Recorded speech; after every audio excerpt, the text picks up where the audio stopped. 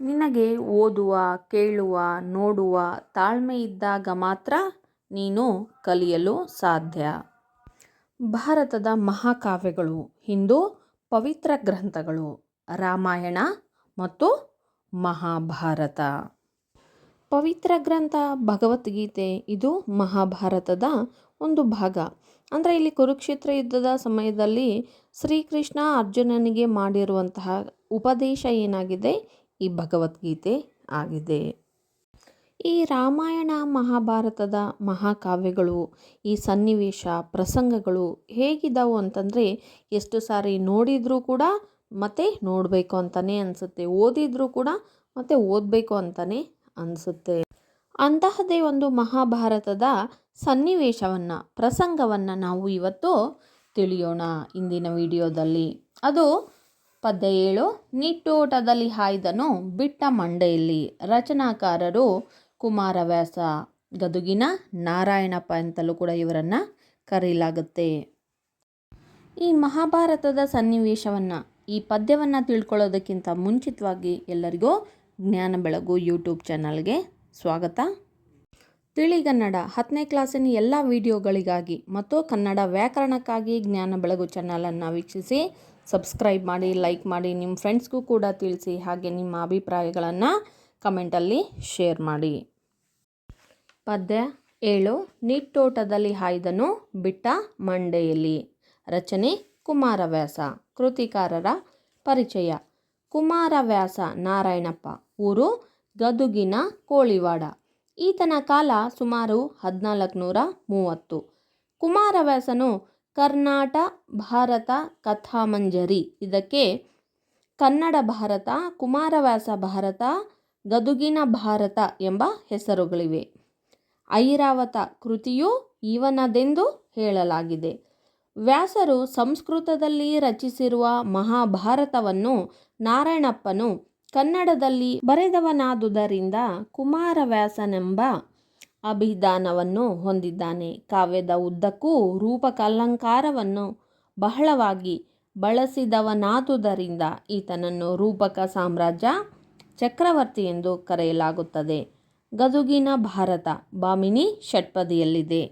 ಪ್ರಸ್ತುತ ಪದ್ಯವನ್ನು ಗದುಗಿನ ಭಾರತದಿಂದ ಆಯ್ದುಕೊಂಡಿದೆ. ಕುಮಾರವ್ಯಾಸರು. ಕುಮಾರವ್ಯಾಸರ ಮೊದಲಿನ ಹೆಸರು, ಮೂಲ ಹೆಸರು ನಾರಾಯಣಪ್ಪ.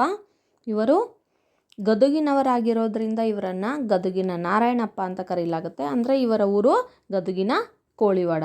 ಇವ್ರ ಕಾಲ ಸುಮಾರು 15ನೇ ಶತಮಾನ, ಅಂದರೆ 1430. ಕುಮಾರವ್ಯಾಸನು ಕರ್ನಾಟಕ ಭಾರತ ಕಥಾಮಂಜರಿ, ಕರ್ನಾಟಕ ಭಾರತ ಕಥಾಮಂಜರಿ ಎನ್ನುವಂಥ ಕೃತಿಯನ್ನು ರಚನೆ ಮಾಡಿದ್ದಾರೆ. ಈ ಕೃತಿಯನ್ನು ಕನ್ನಡ ಭಾರತ, ಕುಮಾರವ್ಯಾಸ ಭಾರತ, ಗದುಗಿನ ಭಾರತ ಅಂತಲೂ ಕೂಡ ಕರೆಯಲಾಗುತ್ತೆ. ಬೇರೆ ಬೇರೆ ಹೆಸರುಗಳಿಂದ ಕರೆಯಲಾಗುತ್ತೆ. ಹಾಗೆಯೇ ಐರಾವತ ಎನ್ನುವಂತಹ ಕೃತಿಯನ್ನು ಕೂಡ ಇವರೇ ರಚನೆ ಮಾಡಿದ್ದಾರೆ ಅಂತ ಹೇಳಲಾಗಿದೆ. ವ್ಯಾಸರಾಯರು ಸಂಸ್ಕೃತದಲ್ಲಿ ಏನು ಮಹಾಭಾರತವನ್ನು ರಚನೆ ಮಾಡಿದ್ರು, ಅದನ್ನು ಕುಮಾರವ್ಯಾಸ ಅಂದರೆ ನಾರಾಯಣಪ್ಪ ಇವರು ಅದನ್ನು ಕನ್ನಡದಲ್ಲಿ ಬರೆದ್ರು. ಅದಕ್ಕಾಗಿ ಇವರಿಗೆ ಕುಮಾರವ್ಯಾಸ ಎನ್ನುವಂತಹ ಹೆಸರು ಬಂತು, ಅಥವಾ ಎನ್ನುವಂಥ ಒಂದು ಬಿರುದು ಬಂತು. ಕುಮಾರವ್ಯಾಸರಿಗೆ ರೂಪಕ ಸಾಮ್ರಾಜ್ಯ ಚಕ್ರವರ್ತಿ ಎನ್ನುವ ಬಿರುದಿದೆ. ಕಾರಣ ಇಷ್ಟೇ, ಇವರು ಕಾವ್ಯದಲ್ಲಿ ಹೆಚ್ಚಿನದಾಗಿ ರೂಪಕ ಅಲಂಕಾರವನ್ನು ಬಳಸಿದ್ದಾರೆ. ಅಂದರೆ ರೂಪಕ ಅಲಂಕಾರವನ್ನು ಬಳಸಿನೇ ಕಾವ್ಯವನ್ನು ರಚನೆ ಮಾಡಿದ್ದಾರೆ. ಅಲಂಕಾರಗಳು ನಿಮಗೆ ಗೊತ್ತಿರ್ಬೋದು. ಅಲಂಕಾರಗಳು ಉಪಮಾ ಅಲಂಕಾರ, ರೂಪಕ ಅಲಂಕಾರ. ಅಲಂಕಾರ ಅಂದರೆ ಏನು, ಅದರ ಅರ್ಥ, ಉದಾಹರಣೆ ಸಮೇತವಾಗಿ ವಿಡಿಯೋವನ್ನು ಮಾಡಲಾಗಿದೆ, ಈಗಾಗಲೇ ನೋಡಿರ್ತೀರಾ. ಇನ್ನು ಕೆಲವರು ನೋಡದೇ ಇರೋರು ತಮ್ನೇಲ್ ಹಾಕಿರ್ತೀನಿ, ಲಿಂಕ್ ಹಾಕಿರ್ತೀನಿ, ನೀವು ಜ್ಞಾನ ಬೆಳಗು ಯೂಟ್ಯೂಬ್ ಚಾನಲ್ಗೆ ಹೋಗಿ ವಿಡಿಯೋ ನೋಡಿ. ನೋಡಿ, ಅಲಂಕಾರಗಳಿಗೆ 3 ಮಾರ್ಕ್ಸ್ ಇದೆ, ಕಂಪಲ್ಸರಿ ಕ್ವಶನ್ ಬಂದೇ ಬರುತ್ತೆ. ಮತ್ತು ಈ ಪದ್ಯದಿಂದ ನಿಮಗೆ ಇನ್ನೊಂದು ಬೆನಿಫಿಟ್ ಏನಂದರೆ, ಈ ಪದ್ಯದ ಯಾವುದೇ ಸಾಲುಗಳನ್ನು ಅಲಂಕಾರದಲ್ಲಿ ಕೇಳಿದರೆ ಅದು ರೂಪಕ ಅಲಂಕಾರನೇ ಆಗಿರುತ್ತೆ. ಹಾಗಾಗಿ ಈ ಪದ್ಯವನ್ನು 2-3 ಸಾರಿ ಓದಿ. ಹಾಗೆ ಈ ಕುಮಾರವ್ಯಾಸರು ರಚನೆ ಮಾಡಿದ ಕರ್ನಾಟ ಭಾರತ ಕಥಾಮಂಜರಿ ಅಥವಾ ಗದುಗಿನ ಭಾರತ ಇದು ಭಾಮಿನಿ ಷಟ್ಪದಿಯಲ್ಲಿದೆ. ಭಾಮಿನಿ ಷಟ್ಪದಿ ಒಟ್ಟು ಷಟ್ಪದಿಗಳು 6: ಶರ, ಕುಸುಮ, ಭೋಗ, ಭಾಮಿನಿ, ಪರಿವರ್ಧಿನಿ, ವಾರ್ಧಕ. ಆದರೆ ಇದು ನಿಮಗೆ ಇದುವರೆಗೂ ಕ್ವಶನಲ್ಲಿ ಬಂದಿಲ್ಲ. ಈ ಪದ್ಯದ ಕೊನೆಯಲ್ಲಿ ವ್ಯಾಕರಣದಲ್ಲಿ ಛಂದಸ್ಸನ್ನು ಕೊಡಲಾಗಿದೆ. ಈ ಛಂದಸ್ಸು ಒಂದು ಸಾಲನ್ನು ಕೊಟ್ಟು ಅದಕ್ಕೆ ಗುರು ಲಘು ಹಾಕುವಂಥದ್ದು. ಅದರಲ್ಲಿ ಒಂದು ಷಟ್ಪದಿಯನ್ನು ಉದಾಹರಣೆಯಾಗಿ, ಭಾಮಿನಿ ಷಟ್ಪದಿಯನ್ನು ಉದಾಹರಣೆಯಾಗಿ ತೆಗೆದುಕೊಳ್ಳಲಾಗಿದೆ. ಕುಮಾರವ್ಯಾಸರು ರಚನೆ ಮಾಡಿರುವಂತಹ ಈ ಪದ್ಯದ ಸಾಲುಗಳನ್ನೇ ಇಲ್ಲಿ ತೆಗೆದುಕೊಳ್ಳಲಾಗಿದೆ. ಇದುವರೆಗೂ ಈ ಷಟ್ಪದಿಯನ್ನು ಯಾವುದೇ ಕ್ವಶನ್ ಪೇಪರಲ್ಲಿ ಕೊಟ್ಟಿಲ್ಲ. ಹಿಂದಿನ ಕ್ವಶನ್ ಪೇಪರಲ್ಲಿ ಒಂದು ಸಾಲನ್ನು ಕೊಟ್ಟು ಇದಕ್ಕೆ ಪ್ರಸ್ತಾರ ಹಾಕಿ ಅಂತ ಅಷ್ಟೇ ಮಾತ್ರ ಕೇಳಿದ್ದು. ನಂತರದಲ್ಲಿ ಆ ಪ್ರಸ್ತಾರ ಹಾಕೋದನ್ನು ಕೇಳೇ ಇಲ್ಲ. ಆದರೂ ಯಾಕೆ ನಾವು ಅದನ್ನು ತಿಳ್ಕೋಬೇಕು ಮತ್ತು ಕಲಿಬೇಕು. ಮತ್ತು ಕೊಟ್ಟರು ಕೊಡ್ಬೋದು, ಆ ಪ್ರಶ್ನೆ ಬಂದರೂ ಕೂಡ ಬರಬಹುದು. ಕೇವಲ ಪ್ರಸ್ತಾರ ಹಾಕೋದನ್ನು, ಗುರು ಲಘುಗಳನ್ನು ಹಾಕೋದನ್ನು, ಛಂದಸ್ಸನ್ನು ಕಲಿಯಿರಿ ಸಾಕು. ಈ ಪ್ರಸ್ತುತ ಪದ್ಯವನ್ನು ಈ ಕುಮಾರವ್ಯಾಸ ಅವರು ಬರೆದಿರುವಂಥ ಗದುಗಿನ ಭಾರತದಿಂದನೇ ಆಯ್ಕೆ ಮಾಡಿಕೊಂಡು ನಿಮ್ಮ ಸಿಲೆಬಸ್ಗೆ ಕೊಡಲಾಗಿದೆ. ಯಾವುದು? ನೀಟೋಟದಲ್ಲಿ ಹಾಯ್ದನು ಬಿಟ್ಟ ಮಂಡೆಯಲ್ಲಿ. ಟಿಪ್ಪಣಿಗಳು ಪಾಠಕ್ಕೆ ಸಂಬಂಧಪಟ್ಟಿರೋದು. ಈ ಪಾಠಕ್ಕೆ ಸಂಬಂಧಪಟ್ಟಿರೋದು ಏನೇ ಕೊಟ್ಟರೂ ಕೂಡ ಅದು ಇಂಪಾರ್ಟೆಂಟೇ ಆಗಿರುತ್ತೆ. ಫಸ್ಟ್ ಒನ್, ಅಶ್ವಮೇಧ ಕುದುರೆಯನ್ನು ಬಲಿ ಕೊಟ್ಟು ಮಾಡುವ ಯಾಗ. ಹಿಂದೆ ಶ್ರೀರಾಮಚಂದ್ರನು ಮತ್ತು ಪಾಂಡವರು ಈ ಯಾಗ ಮಾಡಿದ್ದರು. ಯಾಗ ನಿರ್ವಹಣೆಗಾಗಿ ಅಪಾರ ಸಂಪತ್ತು ಖರ್ಚಾಗುತ್ತಿದ್ದುದರಿಂದ ಯಾಗದ ಅಶ್ವವನ್ನು 1 ವರ್ಷ ದೇಶ ಸಂಚಾರಕ್ಕೆ ಬಿಡುತ್ತಿದ್ದರು. ಕುದುರೆಯನ್ನು ಕಟ್ಟದೆ ಗೌರವಿಸಿದವರು ಮತ್ತು ಕುದುರೆಯನ್ನು ಕಟ್ಟಿ ಯುದ್ಧ ಮಾಡಿ ಸೋತವರು ಅಪಾರ ಸಂಪತ್ತನ್ನು ಕುದುರೆಯ ರಾಜನಿಗೆ ನೀಡಬೇಕಾಗಿತ್ತು. ಸಾಮಾನ್ಯವಾಗಿ ಮಹಾಶೂರರೇ ಈ ಯಾಗವನ್ನು ಕೈಗೊಳ್ಳುತ್ತಿದ್ದರಿಂದ ಅವರಿಗೆ ಜಯ ಪ್ರಾಪ್ತಿಯಾಗುತ್ತಿತ್ತು. ಅಶ್ವಮೇಧ ಯಾಗ, ಕುದುರೆಯನ್ನು ಬಲಿಕೊಟ್ಟು ಮಾಡುವಂತಹ ಯಾಗ. ಅಶ್ವ ಅಂದರೆ ಏನು? ಕುದುರೆ. ಈ ಯಾಗವನ್ನು ಶ್ರೀರಾಮಚಂದ್ರರು ಮತ್ತು ರಾಮಾಯಣದಲ್ಲಿ ಶ್ರೀರಾಮಚಂದ್ರ ಮತ್ತು ಮಹಾಭಾರತದಲ್ಲಿ ಪಾಂಡವರು ಈ ಯಾಗವನ್ನು ಕೈಗೊಂಡಿದ್ದರು. ಈ ಯಾಗವನ್ನು ಧೈರ್ಯ ಇರ್ತಕ್ಕಂಥವ್ರು, ಶೂರರು, ಗೆಲ್ಲುವಂತಹ ಸಾಮರ್ಥ್ಯ ಇರುವಂಥವರೇ ಈ ಯಾಗವನ್ನು ಕೈಗೊಳ್ತಾ ಇದ್ದರು. ಈ ಯಾಗವನ್ನು ಯಾಕೆ ಮಾಡ್ತಾ ಇದ್ರು ಅಂದರೆ, ಈ ಯಾಗವನ್ನು ಕೈಗೊಳ್ಳಬೇಕಾದ್ರೆ ಅದಕ್ಕೆ ಸಾಕಷ್ಟು ಹಣ, ಸಂಪತ್ತು ಖರ್ಚಾಗ್ತಾ ಇತ್ತಂತೆ. ಅದಕ್ಕೋಸ್ಕರವಾಗಿ 1 ವರ್ಷಕ್ಕಿಂತ ಯಾಗವನ್ನು ಮಾಡಬೇಕಾದ್ರೆ 1 ವರ್ಷಕ್ಕಿಂತ ಮುಂಚೆನೇ ಒಂದು ಅಶ್ವವನ್ನು, ಒಂದು ಕುದುರೆಯನ್ನು ದೇಶದ ಸಂಚಾರಕ್ಕೆ ಬಿಟ್ಬಿಡ್ತಾ ಇದ್ರಂತೆ. ಆ ಕುದುರೆಯನ್ನು ಯಾರು ಕಟ್ಟುತ್ತಾರೆ ಅವರು ಯುದ್ಧ ಮಾಡಬೇಕು, ಯುದ್ಧ ಮಾಡಿ ಗೆಲ್ಲಬೇಕು. ಸೋತ್ರೆಯನ್ನು ಅದಕ್ಕೆ ತಕ್ಕಂತಹ ಒಂದು ಕಪ್ಪ ಕಾಣಿಕೆಯನ್ನು ರಾಜನಿಗೆ, ಗೌರವ, ಧನ ಅಥವಾ ಅಪಾರ ಸಂಪತ್ತನ್ನು ಕೊಡಬೇಕಾಗಿತ್ತು. ಅಕಸ್ಮಾತ್ ಯುದ್ಧ ಮಾಡ್ದೇ ಆ ಕುದುರೆಯನ್ನು ಹಾಗೆ ಬಿಟ್ಟರೂ ಕೂಡ ಏನೋ ಅದಕ್ಕೆ ಸಂಪತ್ತನ್ನು ರಾಜನಿಗೆ ಕೊಡಬೇಕಾಗ್ತಾ ಇತ್ತು. ಇಲ್ಲಿ ಯುದ್ಧಕ್ಕೇನೂ ಕೂಡ ರೆಡಿಯಾಗಿರಬೇಕು. ಅಂದರೆ ಇಲ್ಲಿ ಮಹಾಶೂರರೇ ಅಲ್ಲಿ ಈ ಯಾಗವನ್ನು ಕೈಗೊಳ್ತಾ ಇದ್ದರು. ಸೆಕೆಂಡ್ ಒನ್, ಇಂದ್ರ ಪದವಿ. 100 ಯಾಗಗಳನ್ನು ಮಾಡಿದವರಿಗೆ ಈ ಪದವಿ ಸಿಗುತ್ತಿತ್ತಂತೆ. ಇಂದ್ರಲೋಕದಲ್ಲಿ ಇರುವಂತಹ ಇಂದ್ರದೇವ, ಆ ಇಂದ್ರನ ಪದವಿ ಇಲ್ಲಿ 100 ಯಾಗಗಳನ್ನು ಮಾಡಿದವರಿಗೆ ಮಾತ್ರ ಆ ಪದವಿ ಸಿಗ್ತಾ ಇತ್ತಂತೆ. ಅಂದರೆ ಆ ಪದವಿಯನ್ನು ಗಳಿಸ್ಕೋಬೇಕಾದ್ರೆ ಅಷ್ಟೊಂದು ಸ್ಟ್ರಾಂಗ್ ಆಗಿ ಇರಬೇಕಾಗ್ತಿತ್ತು. ನೆಕ್ಸ್ಟು ಪದಗಳ ಅರ್ಥ. ಈ ಪದಗಳ ಅರ್ಥ ಇದು ಒಂದು ಹಳೆಗನ್ನಡ ಪದ್ಯ ಆಗಿರೋದ್ರಿಂದ ಪದಗಳ ಅರ್ಥ ಬಹಳ ಇಂಪಾರ್ಟೆಂಟು. ಈ ಪದ್ಯದ ಜೊತೆಗೇ ನಾನು ಹೇಳ್ತಾ ಹೋಗ್ತೀನಿ. ಸಪ್ರೇಟಾಗಿ ಹೇಳಿದರೆ ಇಲ್ಲಿ ಅರ್ಥ ಆಗೋದಿಲ್ಲ. ನೀವು ಟೆಕ್ಸ್ಟ್ ಬುಕ್ಕಲ್ಲಿ ಪೆನ್ಸಿಲಿಂದ ಅರ್ಥವನ್ನು ಬರ್ಕೊಂಡ್ರೆ ಮಾತ್ರ ನಿಮಗೆ ಈಸಿಯಾಗಿ ಎಲ್ಲ ಪದ್ಯದ ಅರ್ಥ ಗೊತ್ತಾಗುತ್ತೆ. ಪಾಠ ಪ್ರವೇಶ. ಕನ್ನಡ ಸಾಹಿತ್ಯಕ್ಕೆ 2000 ವರ್ಷಗಳ ಸುದೀರ್ಘ ಇತಿಹಾಸವಿದೆ.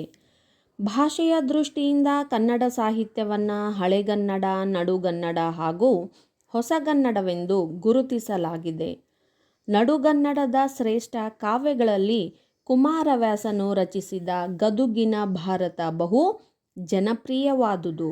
ವ್ಯಾಸ ಮಹಾಭಾರತದ ಕಥೆಯನ್ನು ಆಧಾರವಾಗಿಟ್ಟುಕೊಂಡು ಕುಮಾರವ್ಯಾಸನು ಇಡೀ ಕಾವ್ಯವನ್ನು ಭಾಮಿನಿ ಷಟ್ಪದಿಯಲ್ಲಿ ರಚಿಸಿದ್ದಾನೆ. ಈ ಕಾವ್ಯದ ಕೆಲವು ಪದ್ಯಗಳನ್ನು ನಿಮಗಿಲ್ಲಿ ಪರಿಚಯಿಸಿದೆ. ಕನ್ನಡ ಸಾಹಿತ್ಯ, ಕನ್ನಡ ಬರವಣಿಗೆ ಇದು ಪ್ರಾರಂಭವಾದದ್ದು ಸುಮಾರು 2000 ವರ್ಷಗಳ ಹಿಂದಿನೇ. ಅಂದರೆ 2000 ವರ್ಷಗಳ ಹಿಂದಿಂದನೇ ಈ ಕನ್ನಡ ಸಾಹಿತ್ಯದ ರಚನೆ ಪ್ರಾರಂಭವಾಯಿತು. ಅಷ್ಟೊಂದು ಸುದೀರ್ಘವಾಗಿರುವಂಥ ಇತಿಹಾಸವನ್ನು ಕನ್ನಡ ಸಾಹಿತ್ಯ ಹೊಂದಿದೆ. ಇಂತಹ ಒಂದು ವಿಶಾಲವಾಗಿರ್ತಕ್ಕಂಥ ಸುದೀರ್ಘವಾಗಿರ್ತಕ್ಕಂಥ ಕನ್ನಡ ಸಾಹಿತ್ಯವನ್ನು ಅಧ್ಯಯನದ ಅನುಕೂಲಕ್ಕಾಗಿ ಹಳೆಗನ್ನಡ, ನಡುಗನ್ನಡ ಮತ್ತು ಹೊಸಗನ್ನಡ ಅಂತ ಭಾಗಗಳನ್ನಾಗಿ ಮಾಡಲಾಗಿದೆ. ಈ ನಡುಗನ್ನಡ ಕಾಲದಲ್ಲಿ ಇರುವಂಥ ಒಂದು ಶ್ರೇಷ್ಠ ಕವಿಗಳಲ್ಲಿ ಕುಮಾರವ್ಯಾಸರು ಕೂಡ ಒಬ್ಬರು. ಇವರು ರಚನೆ ಮಾಡಿರ್ತಕ್ಕಂತಹ ಗದುಗಿನ ಭಾರತ ಇದು ಜನಪ್ರಿಯವಾಗಿರುವಂತಹ ಕೃತಿಯಾಗಿದೆ. ಇದರಲ್ಲಿ ಇರುವಂತಹ ವಸ್ತು ವಿಷಯ ಏನು ಅಂದರೆ, ವ್ಯಾಸರು ಮಹಾಭಾರತವನ್ನು ಸಂಸ್ಕೃತದಲ್ಲಿ ಏನು ರಚನೆ ಮಾಡಿದ್ರಲ್ಲ ಅದನ್ನೇ ಆಧಾರವಾಗಿಟ್ಕೊಂಡು ಕುಮಾರವ್ಯಾಸರು ಅದನ್ನು ನಡುಗನ್ನಡದಲ್ಲಿ ರಚನೆ ಮಾಡಿದ್ದಾರೆ. ಒಂದು ಕಾವ್ಯದ ರೂಪದಲ್ಲಿ ಇದು ಭಾಮಿನಿ ಷಟ್ಪದಿಯಲ್ಲಿ ಇದೆ. ನೀವು ಈಗಾಗಲೇ ಓದಿದ್ದೀರಾ. ಇದು ಹೆಚ್ಚು ರೂಪಕಾಲಂಕಾರವನ್ನು ಹೊಂದಿದೆ. ಇಲ್ಲಿ ಈ ಕಾವ್ಯದ ಕೆಲವು ಪದ್ಯಗಳನ್ನು, ಕೆಲವು ಸಾಲುಗಳನ್ನು ಮಾತ್ರ ನಿಮ್ಮ ಸಿಲೆಬಸ್ಸಿಗೆ ಕೊಡಲಾಗಿದೆ. ಒಂದು ಪ್ರಸಂಗ ಅಷ್ಟೇ ಇಲ್ಲಿ ಕೊಡಲಾಗಿದೆ. ಮಹಾಭಾರತದಲ್ಲಿ ಉತ್ತರನ ಪೌರುಷ ಒಂದು ಸ್ವಾರಸ್ಯಕರ ಪ್ರಸಂಗ. ಈ ಪ್ರಸಂಗವನ್ನು ಕುಮಾರವ್ಯಾಸ ತನ್ನ ಕಾವ್ಯದಲ್ಲಿ ರಸಪೂರ್ಣವಾಗಿ ಚಿತ್ರಿಸಿದ್ದಾನೆ. ಶೌರ್ಯವಿಲ್ಲದೆ ಬಡಾಯಿ ಕೊಚ್ಚಿಕೊಳ್ಳುವವರನ್ನು ಉತ್ತರ ಕುಮಾರನೆಂದು ಕರೆಯುತ್ತಾರೆ. ಉತ್ತರನ ಪೌರುಷ ಒಲೆಯ ಮುಂದೆ, ನಿನ್ನ ಪೌರುಷ ಎಲೆಯ ಮುಂದೆ ಎನ್ನುವ ಗಾದೆ ಈ ಹಿನ್ನೆಲೆಯಲ್ಲಿಯೇ ಹುಟ್ಟಿಕೊಂಡಿದೆ. ಬರಿಯ ಬಾಯಿ ಬಡಿವಾರ ತೋರಿ ನಗೆ ಪಾಟಲಿಗೆ ಒಳಗಾಗುವ ಬದಲು ಕಾರ್ಯ ಮಾಡಿ ಶೂರರೆನಿಸಿಕೊಳ್ಳಬೇಕು ಎನ್ನುವುದು ಇಲ್ಲಿಯ ಆಶಯವಾಗಿದೆ. ಈ ಪದ್ಯದಲ್ಲಿ ಮಹಾಭಾರತದ ಈ ಕೆಲವು ಪದ್ಯಗಳಲ್ಲಿ ಇರುವಂತಹ ವಸ್ತು ವಿಷಯ ಯಾವುದು ಅಂತಂದರೆ ಉತ್ತರನ ಪೌರುಷ. ನೀವು ಕೇಳಿರ್ತೀರಿ, ಅದು ಬಹಳ ಪ್ರಸಿದ್ಧಿಯನ್ನು ಹೊಂದಿರೋದು. ಸಾಮಾನ್ಯವಾಗಿರುವಂತಹ ಮಾತಿನಲ್ಲೂ ಕೂಡ ಉಪಯೋಗ ಮಾಡ್ತಾರೆ. ಏನು ದೊಡ್ಡ ಉತ್ತರ ಭೂಪ ಇವನು, ಉತ್ತರ ಕುಮಾರ ಇವನು ಅಂದ್ಕೊಂಡು ಹೇಳ್ತಾ ಇರ್ತಾರೆ. ಅಂದರೆ ಅಲ್ಲಿ ಯಾರು ಹೆದರ್ತಾ ಇರ್ತಾರೆ, ಯಾರು ಧೈರ್ಯ ಇರೋದಿಲ್ವೋ ಅವರಿಗೇನಂತ ಇಲ್ಲಿ ಉತ್ತರ ಕುಮಾರನನ್ನು ಹೋಲಿಸಲಾಗಿದೆ. ಇದು ಒಂದು ಸ್ವಾರಸ್ಯಕರವಾಗಿರ್ತಕ್ಕಂಥ ಪ್ರಸಂಗ. ಇದು ಒಂದು ರಸಪೂರ್ಣವಾಗಿರುವಂತಹ ಪ್ರಸಂಗ ಆಗಿದೆ. ಅದನ್ನು ಬಹಳ ಸ್ವಾರಸ್ಯಕರವಾಗಿ ರಸಪೂರ್ಣವಾಗಿ ಈ ಪ್ರಸಂಗವನ್ನು ಕುಮಾರವ್ಯಾಸರು ತಮ್ಮ ಕಾವ್ಯದಲ್ಲಿ ವಿವರಿಸಿದ್ದಾರೆ ಅಥವಾ ಚಿತ್ರಿಸಿದ್ದಾರೆ. ಯಾರಿಗೆ ಧೈರ್ಯ ಇರಲ್ವೋ, ಶೂರತನ ಇರಲ್ವೋ, ಸುಮ್ಮನೆ ಬಡಾಯಿ ಕೊಚ್ಕೊಳ್ತಾ ಇರ್ತಾರೆ, ಭಾಳ ಹೆದರ್ತಿರ್ತಾರೆ, ಅವ್ರ ಕೈಲಿ ಕೆಲಸ ಏನೂ ಆಗಲ್ಲ, ಬರೀ ಮಾತಾಡ್ತಿರ್ತಾರೆ, ಅವರನ್ನೇನಂತ ಕರೀಲಾಗುತ್ತೆ, ಉತ್ತರ ಕುಮಾರ ಅಂತ ಕರೀಲಾಗುತ್ತೆ. ಇದ್ರ ಬಗ್ಗೆ ಒಂದು ಗಾದೆನೂ ಕೂಡ ಇದೆ. ಉತ್ತರನ ಪೌರುಷ ಒಲೆಯ ಮುಂದೆ, ನಿನ್ನ ಪೌರುಷ ಎಲೆಯ ಮುಂದೆ. ಅಂದರೆ ಇಲ್ಲಿ ಒಲೆ ಎಲೆ ಇದು ಪ್ರಾಸಗಳನ್ನು ಹೊಂದಿಕೆ ಮಾಡಿ ಹೇಳಲಾಗಿದೆ. ಅಂದರೆ ಇಲ್ಲಿ ಉತ್ತರ ಕುಮಾರ ತನ್ನ ಪೌರುಷವನ್ನು, ತನ್ನ ಧೈರ್ಯ, ತನ್ನ ಸಾಮರ್ಥ್ಯ, ಶೂರತನವನ್ನು ಒಲೆ ಮುಂದೆ ಅಂದರೆ ಕೇವಲ ಕಿಚನ್ ಅಂದರೆ ಅಡುಗೆ ಮನೆಯಲ್ಲಿ ಮಾತ್ರ ತೋರಿಸ್ತಾನೆ. ಅದು ಹೆಣ್ಮಕ್ಳ ಮುಂದೆ ಅಷ್ಟೇ ತೋರಿಸ್ತಾನೆ. ಹಾಗೆ ನಿನ್ನ ಪೌರುಷ, ಆತನ ಪೌರುಷ ಒಲೆ ಮುಂದೆ ಹೆಂಗೆ, ನಿನ್ನ ಪೌರುಷ ಇಲ್ಲಿ ಕೇವಲ ಎಲೆ ಮುಂದೆ ಅಷ್ಟೇ, ಹೊರಗಡೆ ಏನೂ ನಿನ್ನ ಪೌರುಷ ಇಲ್ಲ ಅಂತ ಹೇಡಿಗಳಿಗೆ ಹೇಳುವಂತಹ ಗಾದೆ ಮಾತು ಇದು. ಈ ಹಿನ್ನೆಲೆಯಲ್ಲಿನೇ ಇದು ಹುಟ್ಕೊಂಡಿದೆ. ಅಂದರೆ ಇಲ್ಲಿ ಬರೀ ಮಾತಾಡೋದು, ಬಡಾಯಿ ಕಚ್ಕೊಳ್ಳೋದು, ನಾನು ಆ ರೀತಿ ಮಾಡ್ತೀನಿ, ನಂಗೆ ಅಷ್ಟೊಂದು ಧೈರ್ಯ ಇದೆ, ಈ ರೀತಿಯಾಗಿ ಮಾಡ್ತೀನಿ ಅಂದ್ಕೊಂಡು ಬರೀ ಬಡಾಯಿ ಕೊಚ್ಕೊಳ್ಳೋದು. ಆದರೆ ಅವ್ರ ಕೈಲಿ ಏನು ಕೆಲಸ ಆಗಲ್ಲ. ಇದು ಒಂದು ನಗೆ ಪಾಟಲು ಅಂತ. ಅದಕ್ಕಾಗಿ ಬರೀ ಕೇವಲ ಬಾಯಿ ಮಾತಿನಲ್ಲಿ ಹೇಳ್ದೇನೆ ನಾವೇನು ಮಾಡಬೇಕು, ಕಾರ್ಯ ಮಾಡಿ ತೋರಿಸ್ಬೇಕು. ಬರೀ ಹೇಳೋದಷ್ಟೇ ಅಲ್ಲ, ಹೇಳೋದು ಶಾಸ್ತ್ರ, ತಿನ್ನೋದು ಬದನೆಕಾಯಿ ಅಲ್ಲ, ನಾವು ಹೇಳಿದಂತೆ ನಡಿಬೇಕು, ಶೂರರೆನಿಸ್ಕೊಳ್ಬೇಕು ಎನ್ನುವಂಥ ಒಂದು ವಿಷಯವನ್ನು, ಒಂದು ಸಂದೇಶವನ್ನು ಇಲ್ಲಿ ಕುಮಾರವ್ಯಾಸರು ಈ ಪದ್ಯದ ಮೂಲಕ ಇಲ್ಲಿ ಕೊಡ್ತಿದ್ದಾರೆ. ಇದೇ ಈ ಪದ್ಯದ ವಸ್ತು ವಿಷಯ. ಈ ಪದ್ಯದ ವಸ್ತು ವಿಷಯವನ್ನು ತಿಳ್ಕೊಂಡ್ರಿ. ಈಗ ಈ ಪದ್ಯದ ಒಂದು ಹಿನ್ನೆಲೆ, ಈ ಪ್ರಸಂಗಕ್ಕೆ ಒಂದು ಹಿನ್ನೆಲೆ ಅನ್ನೋದು ಬೇಕು. ಅಂದರೆ ಈ ಕಥಾ ಸಂದರ್ಭವನ್ನು ತಿಳಿಯೋಣ. ಪಾಂಡವರು 12 ವರ್ಷ ವನವಾಸವನ್ನು ಪೂರೈಸಿ ವಿರಾಟ ರಾಜನ ಮತ್ಸ್ಯ ದೇಶದಲ್ಲಿ ವೇಷ ಮರೆಸಿಕೊಂಡು 1 ವರ್ಷದಿಂದ ಅಜ್ಞಾತವಾಸ ನಡೆಸುತ್ತಿರುತ್ತಾರೆ. ಈ ಸಂದರ್ಭದಲ್ಲಿ ಭೀಮನಿಂದ ಕೀಚಕನ ವಧೆ ಆಗುತ್ತದೆ. ಈ ವಿಚಾರ ದುರ್ಯೋಧನನಿಗೆ ತಿಳಿದು ಪಾಂಡವರನ್ನು ಪತ್ತೆ ಹಚ್ಚುವ ಸಲುವಾಗಿ ವಿರಾಟ ರಾಜನ ಮೇಲೆ ದಾಳಿ ನಡೆಸಿ ಆತನ ಗೋವುಗಳನ್ನು ಅಪಹರಿಸುತ್ತಾನೆ.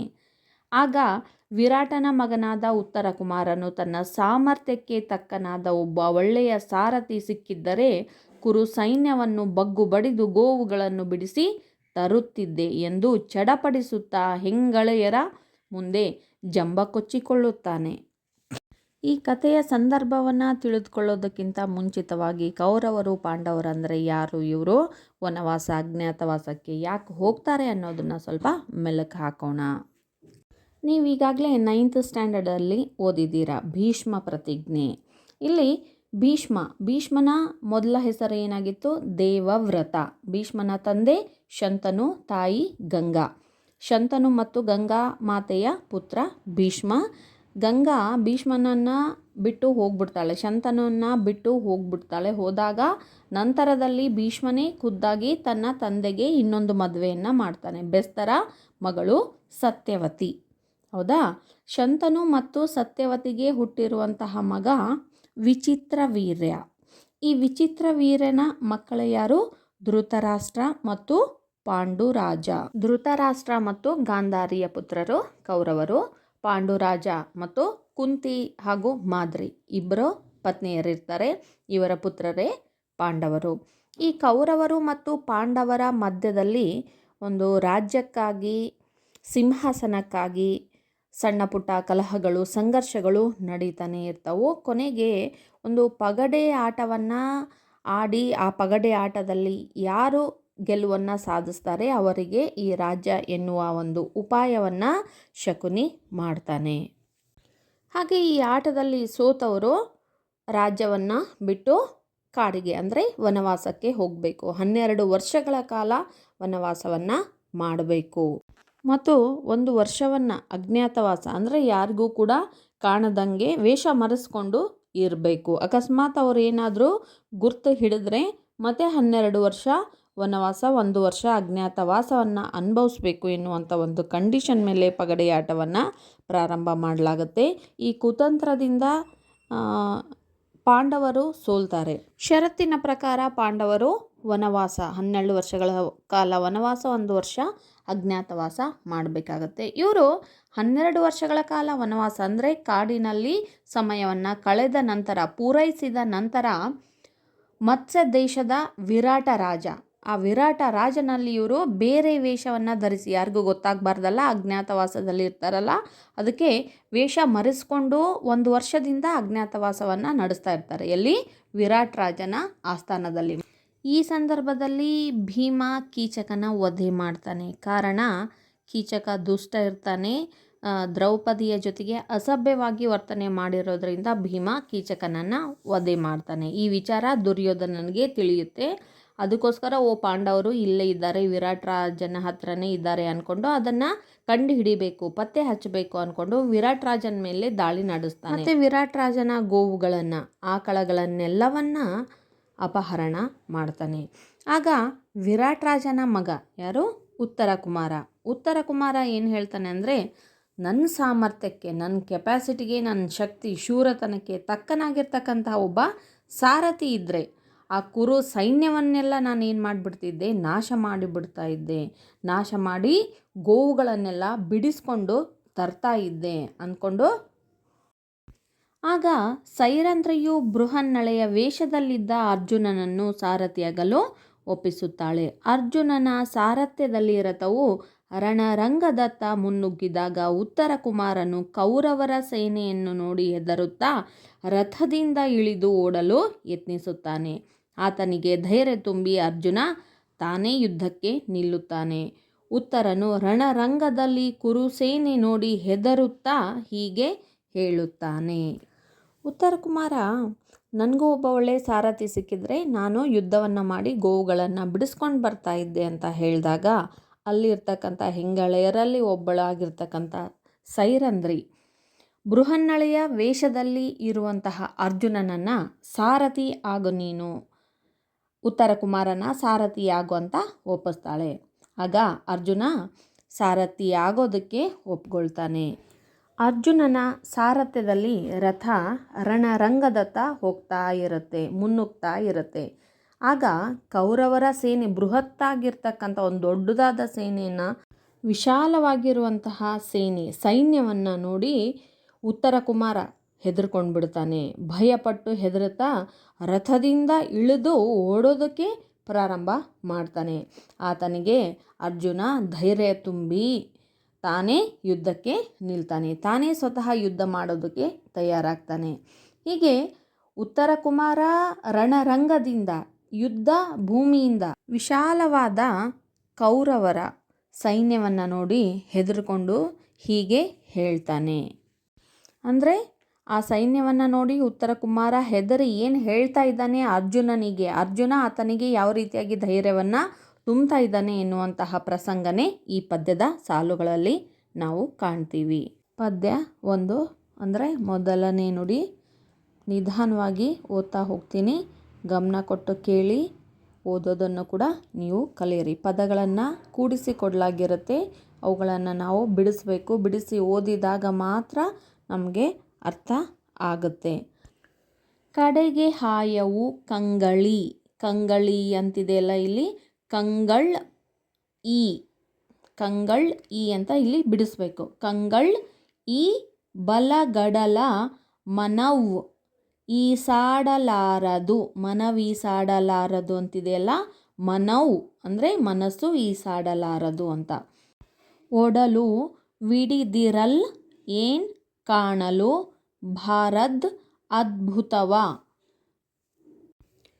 ಪೊಡವಿ ಈದುದೋ ಮೋಹರವನ್ ಇದರೊಡನೆ ಕಾದುವನ್ ಆವನ್ ಆತನೇ ಮೃಡನು, ಶಿವ ಶಿವ ಕಾದಿಗೆಲಿದೆವು ಬಲಕೆ ನಮೋ ಎಂದ. ಪದಗಳ ಅರ್ಥವನ್ನು ಟೆಕ್ಸ್ಟ್ ಬುಕ್ಕಲ್ಲಿ ನೀವು ಪೆನ್ಸಿಲಿಂದ ಬರ್ಕೊಂಡ್ಬಿಡಿ. ನಿಮಗೆಲ್ಲ ಸೇರಿಸಿ ಓದೋದಕ್ಕೇನು ಅನುಕೂಲ ಆಗುತ್ತೆ ಮತ್ತು ಅರ್ಥ ಮಾಡ್ಕೊಳ್ಳೋದಕ್ಕೂ ಕೂಡ ಅನುಕೂಲ ಆಗುತ್ತೆ. ಕಡೆ ಅಂದರೆ ಕೊನೆ, ಹಾಯವು ಅಂದರೆ ದಾಟದು, ಕಂಗಳಿ ಕಣ್ಣುಗಳು, ಈ ಇವು ಅಂತ. ಬಲ ಅಂದರೆ ಏನು, ಸೈನ್ಯ. ಗಡಲ ಅಂದರೆ ಕಡಲು, ಸಮುದ್ರ. ಮನ ಅಂದರೆ ಮನಸ್ಸು. ಈಸಾಡಲಾರದು ಅಂದರೆ ಈಜಲು ಆಗುವುದಿಲ್ಲ ಅಂತ. ಒಡಲು ಅಂದರೆ ದೇಹ ಅಥವಾ ಕಾಯ. ವಿಡಿದಿರಲ್ ಅಂದರೆ ಹೊಂದಿರಲು. ಭಾರದ್ ಅದ್ಭುತವ, ಅದ್ಭುತ ಅಂದರೆ ಆಶ್ಚರ್ಯ. ನೆಕ್ಸ್ಟ್ ಲೈನ್, ಪೊಡವಿ, ಪೊಡವಿ ಅಂದರೆ ಪೃಥ್ವಿ, ಭೂಮಿ. ಈದುದೋ, ಈದುದೋ ಅಂತಂದರೆ ಜನ್ಮ ನೀಡಿದೆಯೋ ಅಥವಾ ಹುಟ್ಟಿಸಿದೆಯೋ ಅಂತ. ಮೋಹರ ಅಂದರೆ ಸೈನ್ಯ. ಕಾದು ಅಂದರೆ ಯುದ್ಧ ಮಾಡೋದು ಅಂತ. ಮೃಡ ಅಂದ್ರೇನು, ಶಿವ. ಬಲ ಅಂದರೆ ಸೈನ್ಯ.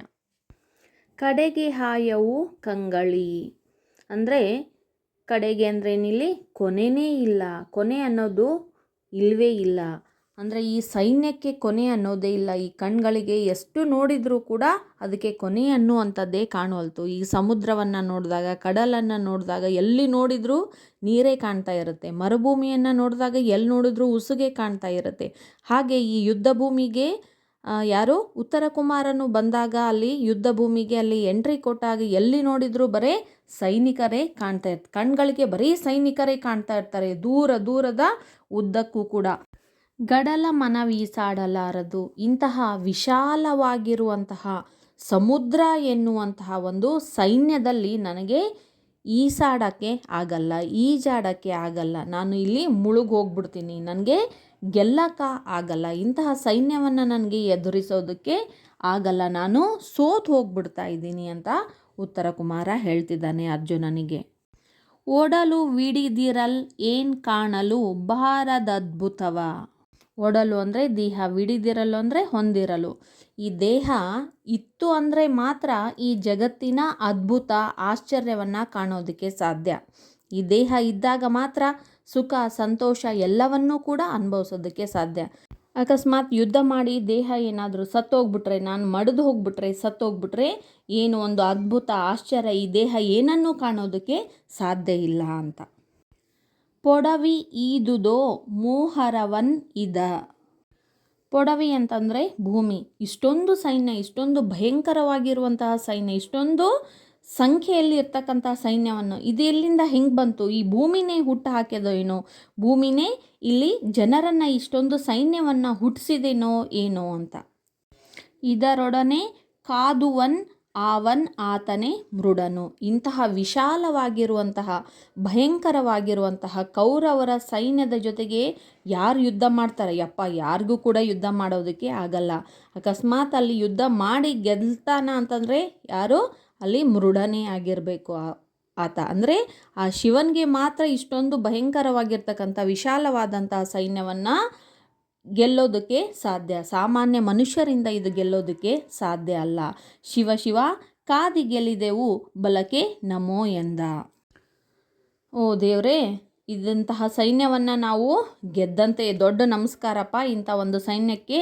ಇಂಥ ಒಂದು ಭಯಂಕರ ಸೈನ್ಯವನ್ನು ದೇವ್ರನ್ನ ಬಿಟ್ಟರೆ, ಶಿವನನ್ನು ಬಿಟ್ಟರೆ ಯಾರಿಗೂ ಗೆಲ್ಲೋದಕ್ಕೆ ಸಾಧ್ಯ ಇಲ್ಲ. ನಾವು ಯುದ್ಧ ಮಾಡಿ ಗೆದ್ದಂತೆಯೇ ಅಂದ್ಕೊಂಡು ಏನು ಮಾಡ್ತಾ ಇದ್ದಾನೆ? ಯುದ್ಧ ಭೂಮಿಯಿಂದ ಓಡ್ ಹೋಗ್ತಾ ಇದ್ದಾನೆ. ಅರ್ಜುನನಿಗೆ ಹೇಳ್ತಾ ಇದ್ದಾನೆ.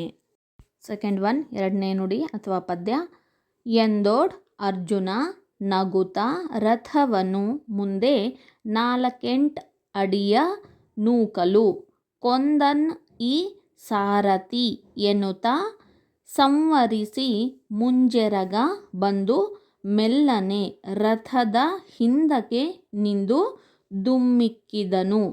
ಬದುಕಿದೆನ್ ಎಂದು ನಿಟ್ಟೋಟದಲ್ಲಿ ಹಾಯ್ದನು ಬಿಟ್ಟ ಮಂಡೆಯಲ್ಲಿ. ಸೆಕೆಂಡ್ ಲೈನ್, ನೂಕೋದು ಅಂದರೆ ದೂಡೋದು ಅಥವಾ ತಳ್ಳೋದು. ನೆಕ್ಸ್ಟ್ ಲೈನ್, ಸಂವರಿಸೋದು ಅಂದರೆ ಇಲ್ಲಿ ಸಜ್ಜುಗೊಳಿಸೋದು ಅಥವಾ ಒಟ್ಟುಗೂಡಿಸೋದು. ಮುಂಜೆರಗ ಅಂದರೆ ಮುಂದಿನ ಪ್ಲಸ್ ಸೆರಗು ಮುಂಜೆರಗು ಅಂತ ಅಂದರೆ ತನ್ನ ವಸ್ತ್ರನ ಅಂತ ಅಥವಾ ವೇಷಭೂಷಣವನ್ನು. ದುಮ್ಮಿಕ್ಕು ಅಂತಂದರೆ ಇಲ್ಲಿ ವೇಗವಾಗಿ ಇಳಿ. ನಿಟ್ಟೋಟ ಅಂದರೆ ಜೋರಾಗಿ ರಭಸವಾಗಿ ಓಡು. ಹಾಯೋದು ಅಂದರೆ ಇಲ್ಲಿ ದಾಟೋದು. ಬಿಟ್ಟ ಅಂದರೆ ಏನು? ಕೆದರಿದ, ಹರಡಿದ. ಮಂಡೆ ಅಂದರೆ ಏನಿಲ್ಲಿ? ಕೂದಲು, ತಲೆಯ ಕೂದಲು. ಆ ಸೈನ್ಯವನ್ನು ನೋಡಿದ ತಕ್ಷಣವೇ ಉತ್ತರ ಕುಮಾರನು, ಏನಪ್ಪ ಇದು ಎಷ್ಟು ದೊಡ್ಡ ಸೈನ್ಯ ಇದೆ ಯಪ್ಪ, ನನಗೆ ಇದನ್ನು ಗೆಲ್ಲೋದಕ್ಕೆ ಆಗೋದಿಲ್ಲ. ಮೊದಲು ನಾನು ನನ್ನ ದೇಹವನ್ನು ಉಳಿಸ್ಕೋಬೇಕು, ಬದುಕಿಸ್ಕೋಬೇಕು. ಅಂದರೆ ನಾನು ಜೀವನದಲ್ಲಿ ಏನನ್ನಾದರೂ ಕಾಣೋದಕ್ಕೆ, ಅನುಭವಿಸೋದಕ್ಕೆ ಸಾಧ್ಯ. ಇಂಥ ಸೈನ್ಯವನ್ನು ಯಾರು ಗೆಲ್ಲೋದಕ್ಕೆ ಸಾಧ್ಯ? ಆ ಶಿವನೇ ಬಂದು ಗೆಲ್ಲಬೇಕು. ನಮ್ಮಿಂದಂತರೂ ಆಗದ ಮಾತು ಅಂತ ಹೇಳಿದಾಗ ಅರ್ಜುನ ನಗುತ್ತಾ. ಈ ಮಾತನ್ನು ಕೇಳಿದ ತಕ್ಷಣ ಅರ್ಜುನನಿಗೆ ನಗು ಬರುತ್ತೆ. ಅರ್ಜುನನು ನಗೋದಕ್ಕೆ ಪ್ರಾರಂಭವನ್ನು ಮಾಡ್ತಾನೆ. ರಥವನ್ನು ಮುಂದೆ 4 ಅಡಿ ನೂಕಲು. ಆ ಮಾತನ್ನು ಕೇಳಿ ನಗ್ತಾ ಆ ರಥವನ್ನು ನಿಲ್ಲಿಸೋದಿಲ್ಲ. ಅರ್ಜುನನು ಉತ್ತರ ಕುಮಾರನ ರಥಕ್ಕೆ ಸಾರಥಿಯಾಗಿರ್ತಾನಲ್ಲ, ಹಾಗೆ ಆ ಯುದ್ಧ ರಂಗದಲ್ಲಿ ಮುಂದೆ ಇನ್ನೊಂದು 4 ಅಡಿವರೆಗೆ ಮುಂದೆ ರಥವನ್ನು ತಳ್ಕೊಂಡು ದೂಡ್ಕೊಂಡು ಹೋಗ್ತಾನೆ. ರಥವನ್ನು ನಿಲ್ಲಿಸ್ದೇನೆ ಇನ್ನೊಂದು 4 ಅಡಿ ಮುಂದೆ ರಥವನ್ನು ದೂಡ್ಕೊಂಡು ಹೋದಾಗ ಉತ್ತರ ಕುಮಾರನಿಗೆ ಏನು ಅನಿಸುತ್ತೆ? ಕೊಂದನಿ ಸಾರಥಿ ಎನ್ನುತ್ತಾ ಸಂವರಿಸಿ ಮುಂಜೆರಗ. ಯಪ್ಪ, ಈತ ಮತ್ತೆ ಇನ್ನೂ ಸ್ವಲ್ಪ ಮುಂದೆ ರಥವನ್ನು ತೆಗೆದುಕೊಂಡು ಹೋಗ್ತಾನೆ, ಈತ ನಿಜವಾಗ್ಲೂ ನನ್ನನ್ನು ಸಾಯಿಸಿನೇ ಬಿಡ್ತಾನೆ ಅಂತ ಮನಸ್ಸಲ್ಲಿ ಅಂದ್ಕೊಂಡು ಎಲ್ಲ ಸಜ್ಜುಗೊಳಿಸಿ, ಅಂದರೆ ತನ್ನ ವಸ್ತ್ರ ಆಭರಣಗಳನ್ನೆಲ್ಲ ಸರಿಯಾಗಿ ಮಾಡಿಕೊಂಡು ಮೆಲ್ಲಕ ಗೊತ್ತಿಲ್ಲದೆ ಇರೋ ಹಾಗೆ ಸೈಲೆಂಟಾಗಿ ಏನು ಮಾಡ್ತಾನೆ? ರಥದ ಹಿಂದಿನಿಂದ ಮೆಲ್ಲಕ್ಕೆ ವೇಗವಾಗಿ ಏನು ಮಾಡ್ತಾನೆ? ರಥದಿಂದ ಕೆಳಗೆ ಇಳಿದ್ಬಿಟ್ಟು ಯಪ್ಪ ಉಳಿದ್ನಪ್ಪ, ಬದುಕಿದ್ನಪ್ಪ ಅಂತ ಅಂದ್ಕೊಳ್ತಾನೆ. ದುಮ್ಮಿಕ್ಕಿದನು ಅಂದರೆ ಏನಿಲ್ಲಿ ವೇಗವಾಗಿ ಇಳಿದು ಬದುಕಿದೆ ಅಂತ ಹೇಳ್ತಾನ. ಬದುಕಿದೆನ್ ಎಂದು ನಿಟ್ಟೋಟದಲ್ಲಿ ಹಾಯ್ದನು ಬಿಟ್ಟ ಮಂಡೆಯಲ್ಲಿ. ಯಪ್ಪ ಉಳ್ಕೊಂಡೆ ಅಂದ್ಕೊಂಡು ಇಲ್ಲಿದ್ದರೆ ನನಗೆ ಸಾವೇ ಗತಿ, ನಾನು ಬದುಕೋದಕ್ಕೆ ಸಾಧ್ಯನೇ ಇಲ್ಲ ಅಂದ್ಕೊಂಡು ಜೋರಾಗಿ ಆ ಸೈನ್ಯವನ್ನು, ಆ ರಣರಂಗವನ್ನು ದಾಟ್ಕೊಂಡು ಹೋಗ್ಬೇಕು ಅಂದ್ಕೊಂಡು ಬಿಟ್ಟ ಮಂಡೆಯಲ್ಲಿ ತನ್ನ ಕೂದಲು ಎಲ್ಲ ಕೆದರಿರುತ್ತೆ, ಹರಡ್ಕೊಂಡಿರುತ್ತೆ. ಅದನ್ನು ಕೂಡ ಗಮನಿಸದೆ ಲೆಕ್ಕಿಸದೇ ಏನು ಮಾಡ್ತಾನೆ? ಓಡೋದಕ್ಕೆ ಪ್ರಾರಂಭ ಮಾಡ್ತಾನೆ. ಯಾರು? ವಿರಾಟ ರಾಜನ ಮಗ ಉತ್ತರ ಕುಮಾರ. ಮೂರನೇ ನೋಡಿ, ಮೂರನೇ ಪದ್ಯ. ಮನದಲ್ ಒಡಲ್ ಒಡೆವಂತೆ ನಗುತಲ್ ಅರ್ಜುನನು ಗದರಿದನ್ ಎಲವೋ ಸಭೆಯಲ್ಲಿ ವನಜ ಮುಖಿಯರ ಮುಂದೆ ಸೊರಹಿದೆ ಬಾಯ್ಗೆ ಬಂದಂತೆ. ಅನುವರದೋಳ್ ಏನಾಯ್ತು ರಿಪು ವಾಹಿನಿಯನ್ ಅರಿಯದೆ ನಾಡನರಿಯವೋಲ್ ಎನಗೆ ನೀ ಹಲುಗಿರಿಯೇ ಬಿಡುವೆನ್ ಕಾದು ನಡೆ ಎಂದ. ಒಡಲ್ ಅಂದರೆ ದೇಹ ಅಥವಾ ಕಾಯ, ಒಡೆವಂತೆ ಒಡೆಯುವಂತೆ ಅಂದರೆ ಚೂರು ಚೂರು ಆಗುವಂತೆ ಅಂತ. ಗಜರಿದನ್ ಅಂದರೆ ಗದರಿದ, ಗದರಿಸಿದ, ಬೈದ ಅಂತ. ವನಜ ಮುಖಿ, ವನಜ ಅಂದರೆ ತಾವರೆ, ಮುಖಿ ಅಂದರೆ ಮುಖ, ತಾವರೆ ಅಂತ ಮುಖ ಉಳ್ಳವರು ಅಂತ, ಹೆಣ್ಮಕ್ಳು ಅಂತ. ಸೊರಹಿದೆ, ಸೊರಹಿದೆ ಅಂದರೆ ಏನಿಲ್ಲಿ ಜಂಬ ಕೊಚ್ಕೊಂಡೆ ಅಂತ. ಅನುವರ ಅಂದರೆ ಯುದ್ಧ. ರಿಪು ಅಂದರೆ ಶತ್ರು. ವಾಹಿನಿ ಅಂದರೆ ಸೈನ್ಯ. ಅರಿಯದೆ ಅಂದರೆ ಏನು ತಿಳಿಯದೆ. ನಾಡ ನರಿ ಅಂದರೆ ಊರಿನ ನರಿ ಅಥವಾ ಅಂಜುಬುರುಕ ನರಿ. ಹಲುಗಿರಿ, ಹಲುಗಿರಿ ಅಂದರೆ ಹಲ್ಲು ಕಿರಿ. ಹಲ್ಲು ಕಿರಿಯೋದು ಅಂತಂದರೆ ಏನಿಲ್ಲಿ ಹಲ್ಲು ಕಿಸಿಯೋದು ಅಂತ ಹೇಳ್ತಾರಲ್ಲ, ಅಥವಾ ಹಲ್ಲು ತೋರಿಸೋದು ಅಂತ. ಕಾದು, ಕಾದು ಅಂದರೆ ಯುದ್ಧ ಮಾಡು. ಹೀಗೆ ಕೌರವರ ವಿಶಾಲವಾದ ಸೈನ್ಯವನ್ನು ನೋಡಿ ಹೆದರ್ಕೊಂಡು ಉತ್ತರ ಕುಮಾರ ಏನು ಓಡಿ ಹೋಗ್ತಾ ಇದ್ದಾನಲ್ಲ, ಅದನ್ನು ನೋಡಿ ಅರ್ಜುನನಿಗೆ ನಗು ಬರ್ತಾ ಇದೆ. ಉತ್ತರ ಕುಮಾರನನ್ನು ತಡೆದು ನಿಲ್ಲಿಸಿ ಹಿಡ್ಕೊಂಡು ಬಂದು ಮನದಲ್ ಒಡಲ್ ಒಡೆಯುವಂತೆ, ಮನಸ್ಸಿನಲ್ಲಿ ಒಡಲು ಅಂತಂದರೆ ಏನಿಲ್ಲಿ ಕಡಲೆ ಒಡೆಯುವಂತೆ, ಈ ದೇಹನೇ ಒಡೆಯುವಂತೆ ಜೋರಾಗಿ ನಗ್ತಾನೆ. ನಗುತ್ತಾ ಅರ್ಜುನ ಏನು ಹೇಳ್ತಾ ಇದ್ದಾನೆ ಅಂದರೆ, ಗಜರಿದನ್ ಎಲ್ಲವೋ, ಗದರ್ತಾ ಇದ್ದಾನೆ, ಜೋರಾಗಿ ಬೈತಾ ಇದ್ದಾನೆ, ಗದರಿಸ್ತಾ ಇದ್ದಾನೆ. ಎಲ್ಲವೋ ಸಭೆಯಲ್ಲಿ ವನಜಮುಖಿಯರ ಮುಂದೆ, ನೀನು ಸಭೆಯಲ್ಲಿ ಹೆಣ್ಮಕ್ಳ ಮುಂದೆ, ವನಜಮುಖಿಯರ ಮುಂದೆ ಏನಂತ ಜಂಬ ಕೊಚ್ಕೊಳ್ತಾ ಇದ್ದೆ, ನೀನು ಬಾಯಿಗೆ ಬಂದಂತೆಲ್ಲ ಮಾತನಾಡ್ತಾ ಇದ್ದೆ. ನಾನಾಗಿದ್ದರೆ ಯುದ್ಧ ಮಾಡಿ ಕೌರವರ ಸೈನ್ಯ ಜೊತೆಗೆ ಯುದ್ಧ ಮಾಡಿ ಒಬ್ಬ ಒಳ್ಳೆಯ ಸಾರಥಿ ನನಗೆ ಸಿಕ್ಕಿದ್ರೆ ಕೌರವರ ಸೈನ್ಯದ ಜೊತೆಗೆ ಯುದ್ಧ ಮಾಡಿ ನಾನು ಗೋವುಗಳನ್ನು ಬಿಡಿಸ್ಕೊಂಡು ಬರ್ತಾ ಇದ್ದೆ ಅಂತ ಅಲ್ಲಿ ವನಜಮುಖಿಯರ ಮುಂದೆ, ಹೆಣ್ಮಕ್ಳ ಮುಂದೆ ಜಂಬವನ್ನು ಕೊಚ್ಕೊಳ್ತಾ ಇದ್ದಿ, ಬಾಯಿಗೆ ಬಂದಂಗೆಲ್ಲ ಮಾತಾಡ್ತಾ ಇದ್ದಿ. ಈಗೇನಾಯಿತು ನಿನಗೆ, ಓಡಿ ಹೋಗ್ತಾ ಇದೆಯಲ್ಲ ಅಂದ್ಕೊಂಡು ಮನಸ್ಸಿನಲ್ಲಿ ಜೋರಾಗಿ ನಕ್ಕು ಆತನನ್ನು ಬೈದು ತಡೆದು ನಿಲ್ಲಿಸ್ತಾನೆ.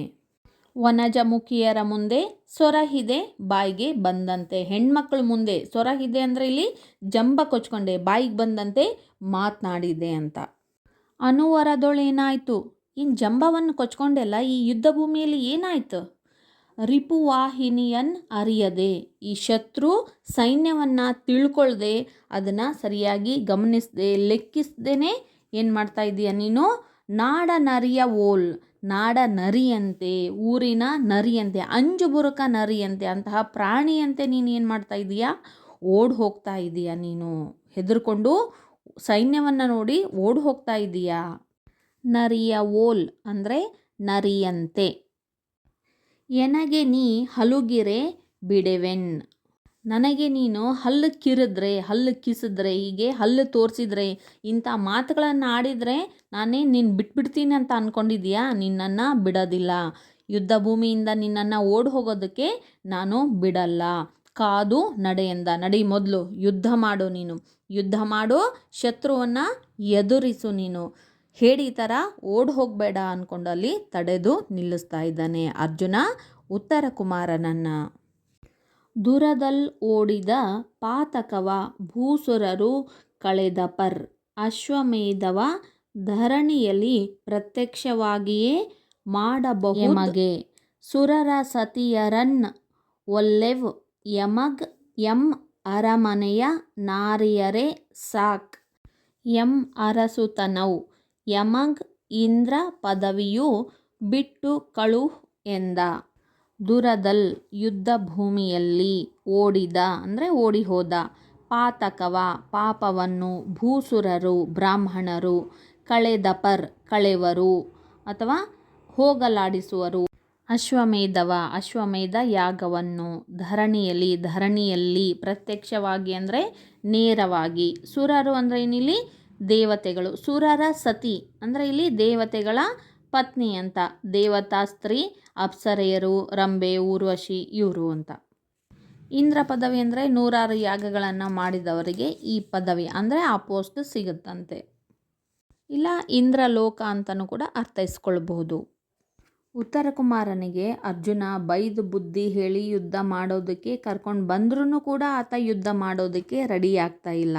ಮತ್ತು ಮುಂದುವರೆದು ಏನು ಹೇಳ್ತಾ ಇದ್ದಾನಂದರೆ, ದುರಲೋಡಿದ ಪಾತಕವ, ಯುದ್ಧ ಭೂಮಿಯಿಂದ ಓಡಿ ಹೋಗೋದು ಅದು ಪಾಪ, ಹೌದಾ, ಅದು ವೀರ ಶೂರನಿಗೆ ಶೋಭೆಯನ್ನು ತರೋದಿಲ್ಲ, ಅದು ಒಂದು ಪಾಪದ ಕಾರ್ಯ.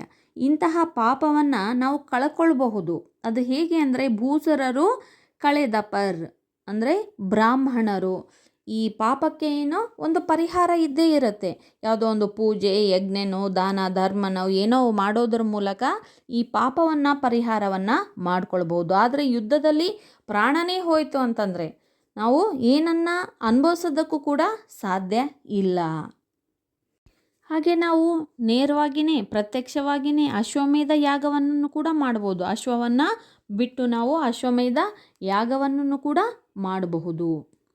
ಇದೆಲ್ಲ ಬಿಟ್ಟು ನಾವು ಯುದ್ಧವನ್ನು ಗೆದ್ದು ಯಾವ ಇಂದ್ರನ ಪದವಿಯನ್ನು ತೆಗೆದುಕೊಳ್ಬೇಕಾಗಿದೆ ಅಥವಾ ಯಾರ ಸುರರ ಪತ್ನಿಯರನ್ನು ದೇವತಾ ಸ್ತ್ರೀಯರನ್ನು ರಂಬೆ ಊರ್ವಶಿ ಮೇನಕೆಯನ್ನು ನಾವು ಪಡ್ಕೊಳ್ಬೇಕಾಗಿದೆ. ಅವರು ಯಾರು ನನಗೆ ಬೇಕಾಗಿಲ್ಲ, ಯಾವ ದೇವತಾ ಸ್ತ್ರೀಯರು ಕೂಡ ಬೇಕಾಗಿಲ್ಲ, ಇಂದ್ರ ಪದವಿನೂ ಕೂಡ ಬೇಕಾಗಿಲ್ಲ. ನಮ್ಮ ಅರಮನೆಯಲ್ಲಿ ಇರ್ತಕ್ಕಂತಹ ಹೆಣ್ಮಕ್ಳೇನಿದ್ದಾರಲ್ಲ ಅವರೇ ನಮಗೆ ಸಾಕು. ಅಶ್ವಮೇಧವ ಧರಣಿಯಲ್ಲಿ ಪ್ರತ್ಯಕ್ಷವಾಗಿಯೇ ಮಾಡಬಹುದೆಮಗೆ. ನಾವು ಧರಣಿಯಲ್ಲಿ ಭೂಮಿಯ ಮೇಲೆ ಪ್ರತ್ಯಕ್ಷವಾಗಿಯೇ ನೇರವಾಗಿಯೇ ಅಶ್ವಮೇಧ ಯಾಗವನ್ನು ಕೂಡ ಮಾಡ್ಬೋದು. ಈ ಯುದ್ಧನೇ ಮಾಡಬೇಕಂತ ಏನೂ ಇಲ್ಲ, ಹೌದಾ? ಈ ಯುದ್ಧದಿಂದ ಓಡೋಗ್ತಾ ಇದ್ದೀವ, ಅದರಿಂದ ಪಾಪ ಏನಾದರೂ ತಟ್ಟುತ್ತಾ? ಅದರಿಂದ ಬ್ರಾಹ್ಮಣರಿದ್ದೇ ಇದ್ದಾರಲ್ಲ, ಪೂಜೆ ಪುನಸ್ಕಾರ ಯಜ್ಞ ಯಾಗಗಳನ್ನು ಮಾಡಿ ಪಾಪ ಪರಿಹಾರವನ್ನು ಮಾಡಿಸೋದಕ್ಕೆ. ಸುರರ ಸತಿಯರನ್ ಒಲ್ಲೆ ಅಂದರೆ ಇಲ್ಲಿ ದೇವತಾ ಸ್ತ್ರೀಯರು, ಸುರರ ಸತಿಯರು ದೇವತಾ ಸ್ತ್ರೀಯರು ರಂಬೆ ಊರ್ವಶಿ ಮೇನಕೆ ಇವ್ರು ಯಾರು ನನಗೆ ಬೇಡ. ಯುದ್ಧವನ್ನು ಗೆದ್ದು ಅವ್ರನ್ನ ಪಡ್ಕೋಬೇಕು ಅಂತ ಏನೂ ಇಲ್ಲ, ನನಗೆ ಇವ್ರು ಯಾರು ಬೇಡ. ಯಮಗೆ ಅರಮನೆಯ ನಾರಿಯರೇ ಸಾಕು. ನಮಗೆ ನಮ್ಮ ಅರಮನೆಯಲ್ಲಿನೇ ನಾರಿಯರಿದ್ದಾರೆ. ರಂಬೆ ಊರ್ವಶಿ ಮೇನಕೆಗಿಂತಲೂ ಇನ್ನೂ ಚೆನ್ನಾಗಿಯೇ ಇದ್ದಾರೆ. ಅವರೇ ನನಗೆ ಸಾಕು, ಅವರೇ ನಮಗೆ ಸಾಕು. ಅರಸುತನವು ಯಮಗ್ ಇಂದ್ರ ಪದವಿಯು. ನಮ್ಮ ಅರಸುತನ, ನಮ್ಮ ಅರಮನೆ, ನಮ್ಮ ರಾಜತ್ವ ಏನಿದೆ ಅಲ್ಲ ಅದೇ ನಮಗೆ ಏನಿದ್ದ ಹಾಗೆ ಇಂದ್ರ ಪದವಿ ಇದ್ದ ಹಾಗೆ. ನಮ್ಮ ಅರಮನೆ ಏನು ಯಾವ ಇಂದ್ರಲೋಕಕ್ಕೂ ಕೂಡ ಕಡಿಮೆ ಇಲ್ಲ. ನನಗೆ ಇಂದ್ರಲೋಕವನ್ನು ಗೆದ್ಕೊಳ್ಬೇಕು ಎನ್ನುವಂಥ ಯಾವ ಒಂದು ಹಂಬಲ ಆಸೆನೂ ಕೂಡ ಇಲ್ಲ. ನಮಗೆ ನಮ್ಮ ಅರಮನೆಯೇ ಸಾಕು. ಅದಕ್ಕೋಸ್ಕರ ದಯವಿಟ್ಟು ನನ್ನನ್ನು ಬಿಟ್ಬಿಡು, ನನ್ನನ್ನು ಕಳುಹಿಸಿಕೊಡು ಅಂದ್ಕೊಂಡು ಇಲ್ಲಿ ಪರಿಪರಿಯಾಗಿ ಅರ್ಜುನನನ್ನು ಉತ್ತರ ಕುಮಾರ ಬೇಡ್ಕೊಳ್ತಾ ಇದ್ದಾನೆ. ಇದು ಮಹಾಭಾರತದ ಒಂದು ಸಣ್ಣ ಪ್ರಸಂಗ. ಇದನ್ನು ವ್ಯಾಸರಾಯರು ಸಂಸ್ಕೃತದಲ್ಲಿ ಮಹಾಭಾರತವನ್ನು ಏನು ರಚನೆ ಮಾಡಿದ್ರಲ್ಲ ಅದನ್ನು ಕುಮಾರವ್ಯಾಸನು ಕನ್ನಡದಲ್ಲಿ ರಚನೆ ಮಾಡಿದ್ದಾನೆ. ಇದು ರೂಪಕ ಅಲಂಕಾರದಲ್ಲಿ ಇದೆ, ಅಂದರೆ ಹೆಚ್ಚಿನದಾಗಿ ರೂಪಕ ಅಲಂಕಾರವನ್ನು ಇಲ್ಲಿ ಬಳಸಲಾಗಿದೆ. ಸೊ ಪ್ರತಿಯೊಂದು ಸಾಲುಗಳನ್ನು ನೀವು ಚೆನ್ನಾಗಿ ಓದಿ ಅರ್ಥ ಮಾಡ್ಕೊಳ್ಳಿ. ಒಂದು ಸಲ ಓದಿದರೆ ವಿಡಿಯೋವನ್ನು ಕೇಳಿದರೆ ನಿಮಗೆ ಅರ್ಥ ಆಗಲಿಲ್ಲ ಅಂದರೆ ಒಂದೆರಡು ಸಾರಿ ಪುನಃ ನೋಡಿ ಪದಗಳ ಅರ್ಥವನ್ನು ಕೂಡ ಬರ್ಕೊಳ್ಳಿ, ಚೆನ್ನಾಗಿ ನಿಮಗೆ ಅರ್ಥ ಆಗುತ್ತೆ. ಇದು ನಮಗೆ ಕಷ್ಟ ಆಗುತ್ತೆ, ಇದನ್ನೇನು ಓದೋದು ಬಿಡು ಅಂತ ಬಿಟ್ರಿ ಅಂತಂದರೆ ಅದಕ್ಕಿಂತ ದೊಡ್ಡ ಲಾಸು ನಿಮಗೆ ಬೇರೆ ಯಾವುದೂ ಇಲ್ಲ. ಇದರಿಂದ ಹೆಚ್ಚಿನ ಕ್ವಶನ್ಸ್ ಬರುತ್ತೆ. ಈ ಪದ್ಯ ಭಾಳ ಇಂಪಾರ್ಟೆಂಟ್ ಆಗಿರೋದ್ರಿಂದ ಇದನ್ನು ಈ ಪದ್ಯದ ಮೇಲೆ ಹೆಚ್ಚಿನ ಗಮನವನ್ನು ಕೊಟ್ಟು ಓದಿ. ಪಾಠ ಪದ್ಯವನ್ನು ಓದುವ ಅಭ್ಯಾಸ ಇರಲಿ, ಕಂಠಪಾಠದ ಅಭ್ಯಾಸ ಬೇಡ. ಹಾಗೆ ನಿಮ್ಮ ಆರೋಗ್ಯದ ಕಡೆ ಗಮನ ಕೊಡಿ. ಈಗ ಪದ್ಯದ ಪ್ರಶ್ನೋತ್ತರಗಳು ಮತ್ತು ಭಾಷಾಭ್ಯಾಸ. ಪ್ರಶ್ನೆಗಳು. ಕೆಳಗಿನ ಪ್ರಶ್ನೆಗಳಿಗೆ ಒಂದು ವಾಕ್ಯದಲ್ಲಿ ಉತ್ತರಿಸಿ. ಫಸ್ಟ್ ಒನ್, ಕೌರವನ ಸೇನೆಯು ಉತ್ತರನಿಗೆ ಹೇಗೆ ಕಾಣಿಸಿತು? ಉತ್ತರ, ಕೌರವನ ಸೇನೆಯು ಉತ್ತರನಿಗೆ ಕಡಲಿನಂತೆ ಅಥವಾ ಸಮುದ್ರದಂತೆ ಕಾಣಿಸಿತು. ನೀವು ಎರಡರಲ್ಲಿ ಒನ್ ವರ್ಡ್ ಯೂಸ್ ಮಾಡಿ. ಕಡಲಿನಂತೆ ಅಂತಾದರೂ ಬರೀರಿ, ಇಲ್ಲ ಸಮುದ್ರದಂತೆ ಅಂತಾದರೂ ಬರೀರಿ. ಸೆಕೆಂಡ್ ಕ್ವಶನ್, ಉತ್ತರನು ನಿಟ್ಟೋಟದಲ್ಲಿ ಓಡಿದ್ದು ಏಕೆ? ಉತ್ತರ, ಉತ್ತರನು ರಣರಂಗದಲ್ಲಿ ಕೌರವರ ಸೈನ್ಯವನ್ನು ನೋಡಿ ಹೆದರಿ ನಿಟ್ಟೋಟದಲ್ಲಿ ಓಡಿದನು. ಥರ್ಡ್ ಕ್ವಶನ್, ಧುರಕ್ಕೆ ಬೆನ್ನು ಹಾಕಿದರೆ ಏನು ಪ್ರಾಪ್ತಿಯಾಗುತ್ತದೆ? ಉತ್ತರ, ಧುರಕ್ಕೆ ಬೆನ್ನು ಹಾಕಿದರೆ ಪಾಪ ಪ್ರಾಪ್ತಿಯಾಗುತ್ತದೆ. ನೆಕ್ಸ್ಟ್ ಕ್ವಶನ್, ಫೋರ್ತ್ ಒನ್, ಅರ್ಜುನನು ಯಾರನ್ನು ನಾಡನರಿ ಎಂದು ಕರೆದಿದ್ದಾನೆ?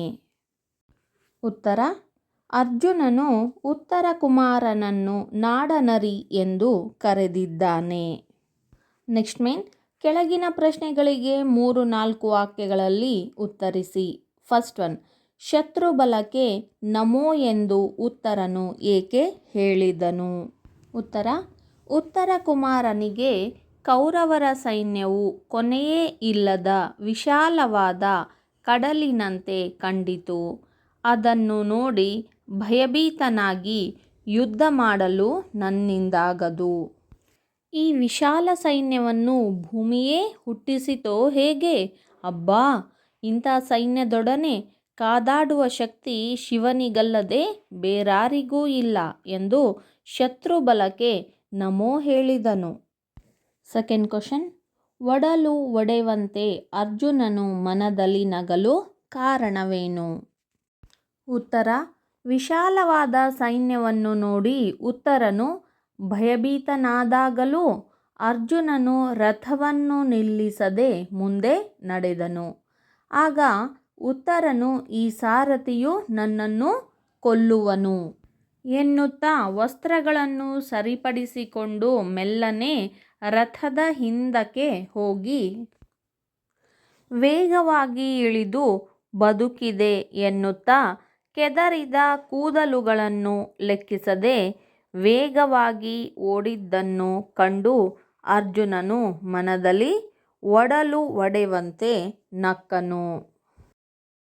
ಥರ್ಡ್ ಕ್ವಶನ್: ಕಾದು ನಡೆ ಎಂದು ಅರ್ಜುನನು ಉತ್ತರನನ್ನು ಏಕೆ ಒತ್ತಾಯಿಸಿದನು?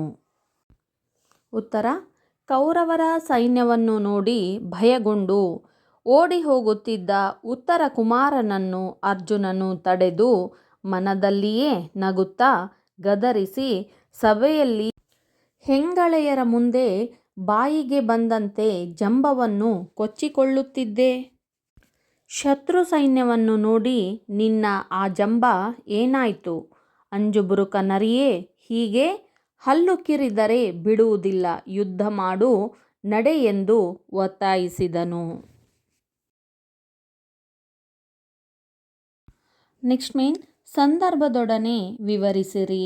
ಫಸ್ಟ್ ಒನ್: ಶಿವ ಶಿವ ಕಾದಿ ಗೆಲಿದೆವು. ಈ ವಾಕ್ಯವನ್ನು ಕುಮಾರವ್ಯಾಸ ಅವರು ಬರೆದಿರುವ ನಿಟ್ಟೋಟದಲ್ಲಿ ಹಾಯ್ದನು ಬಿಟ್ಟ ಮಂಡೆಯಲ್ಲಿ ಎಂಬ ಪದ್ಯದಿಂದ ಆರಿಸಿಕೊಳ್ಳಲಾಗಿದೆ. ಈ ಮಾತನ್ನು ಉತ್ತರ ಕುಮಾರನು ಅರ್ಜುನನಿಗೆ ಹೇಳಿದನು. ಸಂದರ್ಭ: ಉತ್ತರ ಕುಮಾರನಿಗೆ ಕೌರವರ ಸೈನ್ಯವು ಕೊನೆಯೇ ಇಲ್ಲದ ವಿಶಾಲವಾದ ಕಡಲಿನಂತೆ ಕಂಡಿತು. ಈ ವಿಶಾಲವಾದ ಸೈನ್ಯವನ್ನು ಭೂಮಿಯೇ ಹುಟ್ಟಿಸಿತೋ ಹೇಗೆ? ಅಬ್ಬಾ, ಇಂತಹ ಸೈನ್ಯದೊಡನೆ ಕಾದಾಡುವ ಶಕ್ತಿ ಶಿವನಿಗಲ್ಲದೆ ಬೇರಾರಿಗೂ ಇಲ್ಲ ಎಂದು ವಿಶಾಲವಾದ ಕೌರವರ ಸೈನ್ಯವನ್ನು ನೋಡಿದ ಸಂದರ್ಭದಲ್ಲಿ ಈ ಮೇಲಿನ ವಾಕ್ಯ ಬಂದಿದೆ. ನಿಮಗೀಗಾಗಲೇ ಗೊತ್ತಾಗಿರ್ಬೋದು, ಈ ಸಂದರ್ಭಕ್ಕೆ ಆನ್ಸರು 3-4 ವಾಕ್ಯಗಳಲ್ಲಿ ಉತ್ತರಿಸಿ. ಫಸ್ಟ್ ಒನ್ ಆನ್ಸರ್ ಇದೆಯಲ್ಲ, ಇದು ಮತ್ತು ಸಂದರ್ಭ ಎರಡು ಸೇಮ್, ಒಂದೇ ಉತ್ತರ ಇದಕ್ಕೆ. ಎಸ್, ನೆಕ್ಸ್ಟ್ ಕ್ವಶನ್: ನಿಟ್ಟೋಟದಲ್ಲಿ ಹಾಯ್ದನು ಬಿಟ್ಟ ಮಂಡೆಯಲ್ಲಿ. ಈ ವಾಕ್ಯವನ್ನು ಕುಮಾರವ್ಯಾಸ ಅವರು ಬರೆದಿರುವ ನಿಟ್ಟೋಟದಲ್ಲಿ ಹಾಯ್ದನು ಬಿಟ್ಟ ಮಂಡೆಯಲ್ಲಿ ಎನ್ನುವ ಪದ್ಯದಿಂದ ಆರಿಸಿಕೊಳ್ಳಲಾಗಿದೆ. ಈ ಮಾತನ್ನು ಕವಿ ಕುಮಾರವ್ಯಾಸರು ಓದುಗರಿಗೆ ಹೇಳಿದ್ದಾರೆ. ಸಂದರ್ಭ: ಕೌರವರ ವಿಶಾಲವಾದ ಸೈನ್ಯವನ್ನು ನೋಡಿ ಉತ್ತರನು ಭಯಭೀತನಾದಾಗಲೂ ಅರ್ಜುನನು ರಥವನ್ನು ನಿಲ್ಲಿಸದೆ ಮುಂದೆ ನಡೆದನು. ಆಗ ಉತ್ತರನು, ಈ ಸಾರಥಿಯು ನನ್ನನ್ನು ಕೊಲ್ಲುವನು ಎನ್ನುತ್ತಾ ವಸ್ತ್ರಗಳನ್ನು ಸರಿಪಡಿಸಿಕೊಂಡು ಮೆಲ್ಲನೆ ರಥದಿಂದ ವೇಗವಾಗಿ ಇಳಿದು ಕೆದರಿದ ಕೂದಲುಗಳನ್ನು ಲೆಕ್ಕಿಸದೆ ವೇಗವಾಗಿ ಓಡಿದ ಸಂದರ್ಭದಲ್ಲಿ ಈ ಮೇಲಿನ ವಾಕ್ಯ ಬಂದಿದೆ. ಇದಕ್ಕೆ ಸಂದರ್ಭ 3-4 ವಾಕ್ಯದಲ್ಲಿ ಸೆಕೆಂಡ್ ಒನ್ ಇದೆಯಲ್ಲ, ಒಡಲು ಒಡೆಯುವಂತೆ ಅರ್ಜುನನು ಮನದಲ್ಲಿ ನಗಲು ಕಾರಣವೇನು? ಅದು ಆನ್ಸರು. ಈ ಸಂದರ್ಭ ಎರಡಕ್ಕೂ ಒಂದೇ ಉತ್ತರ. ಸಂದರ್ಭ ಥರ್ಡ್ ಕ್ವಶನ್: ನಾಡ ನರಿಯವಲು ಹಲುಗಿರಿಯೇ ಬಿಡುವೆನೆ. ಈ ವಾಕ್ಯವನ್ನು ಕುಮಾರವ್ಯಾಸ ಅವರು ಬರೆದಿರುವ ನಿಟ್ಟೋಟದಲ್ಲಿ ಹಾಯ್ದನು ಬಿಟ್ಟ ಮಂಡೆಯಲ್ಲಿ ಎಂಬ ಪದ್ಯದಿಂದ ಆರಿಸಿಕೊಳ್ಳಲಾಗಿದೆ. ಈ ಮಾತನ್ನು ಅರ್ಜುನನು ಉತ್ತರ ಕುಮಾರನಿಗೆ ಹೇಳಿದನು. ಸಂದರ್ಭ: ಯುದ್ಧದಿಂದ ಓಡಿದ ಪಾಪವನ್ನು ಬ್ರಾಹ್ಮಣರು ಕಳೆಯುವರು. ನನಗೆ ಯುದ್ಧವನ್ನು ಗೆದ್ದು ಯಾವ ಇಂದ್ರ ಪದವಿಯನ್ನು ಮತ್ತು ದೇವತಾ ಸ್ತ್ರೀಯರನ್ನು ಪಡೆಯುವುದು ಬೇಡ. ನನಗೆ ನಮ್ಮ ಅರಮನೆಯ ನಾರಿಯರೇ ಸಾಕು ಎಂದು ಅರ್ಜುನನು ಉತ್ತರನನ್ನು ತಡೆದು ಯುದ್ಧ ಮಾಡು ನಡೆ ಎಂದಾಗ ಈ ಮೇಲಿನ ವಾಕ್ಯ ಬಂದಿದೆ. ನೆಕ್ಸ್ಟ್ ಮೇನ್ ಸುಮಾರು 8-10 ವಾಕ್ಯಗಳಲ್ಲಿ ಉತ್ತರಿಸಿ. ಫಸ್ಟ್ ಕ್ವಶನ್, ಅರ್ಜುನ ಮತ್ತು ಉತ್ತರ ಇವರ ಸಂಭಾಷಣೆಯ ಸ್ವಾರಸ್ಯವನ್ನು ಬರೆಯಿರಿ. ಉತ್ತರ, ಕೌರವರು ಪಾಂಡವರನ್ನು ಪತ್ತೆ ಹಚ್ಚಲು ವಿರಾಟರಾಜನ ಗೋವುಗಳನ್ನು ಅಪಹರಿಸುತ್ತಾರೆ. ಆಗ ಉತ್ತರ ಕುಮಾರನ ರಥವು ಅರ್ಜುನನ ಸಾರಥ್ಯದಲ್ಲಿ ರಣರಂಗದತ್ತ ಮುನ್ನುಗ್ಗಿದಾಗ ಉತ್ತರನು ಕೌರವರ ಆ ವಿಶಾಲ ಸೈನ್ಯವನ್ನು ನೋಡಿ ಆಶ್ಚರ್ಯಚಕಿತನಾಗಿ, ಭೂಮಿ ಹುಟ್ಟಿಸಿತೋ ಈ ಸೈನ್ಯವನ್ನು? ಶಿವನಲ್ಲದೆ ಮತ್ತಾರಿಗೂ ಗೆಲ್ಲಲು ಸಾಧ್ಯವಿಲ್ಲ ಎಂದು ಮೆಲ್ಲನೆ ರಥದ ಹಿಂದಿನಿಂದ ಇಳಿದು ಬದುಕಿದೆ ಎನ್ನುತ್ತಾ ಪ್ರಾಣ ಭಯದಿಂದ ಜೋರಾಗಿ ಓಡಿ ಹೋಗುವ ಸಂದರ್ಭದಲ್ಲಿ ನೆಕ್ಸ್ಟ್ ಪ್ಯಾರಾಗ್ರಾಫ್ ಕಂಟಿನ್ಯೂ. ಅರ್ಜುನನು ಉತ್ತರ ಕುಮಾರನನ್ನು ಗದರಿಸಿ ಹೆಂಗಳೆಯರ ಮುಂದೆ ಬಾಯಿಗೆ ಬಂದಂತೆ ಜಂಬವನ್ನು ಕೊಚ್ಚಿಕೊಳ್ಳುತ್ತಿದ್ದೆ. ಅಂಜುಬುರುಕನರಿಯೇ, ಹೀಗೆ ಹೆದರಿ ಓಡಿದರೆ ನಾನು ಬಿಡುವುದಿಲ್ಲ, ನಡೆ ಯುದ್ಧ ಮಾಡು ಎಂದನು. ಆಗ ಉತ್ತರನು, ನಾನು ಈ ಯುದ್ಧದಲ್ಲಿ ಗೆದ್ದು ಯಾವ ಇಂದ್ರ ಪದವಿ ಮತ್ತು ದೇವತಾ ಸ್ತ್ರೀಯರನ್ನು ಪಡೆಯಬೇಕಿದೆ? ನನಗೆ ನಮ್ಮ ಅರಮನೆಯ ನಾರಿಯರೇ ಸಾಕು ಎಂದನು. ಈ ರೀತಿಯಾಗಿ ನೆಕ್ಸ್ಟ್ ಪ್ಯಾರ ಮಾಡಿ. ಈ ರೀತಿಯಾದ ಸಂಭಾಷಣೆ ಇಬ್ಬರ ಮಧ್ಯೆ ನಡೆಯುತ್ತಿತ್ತು.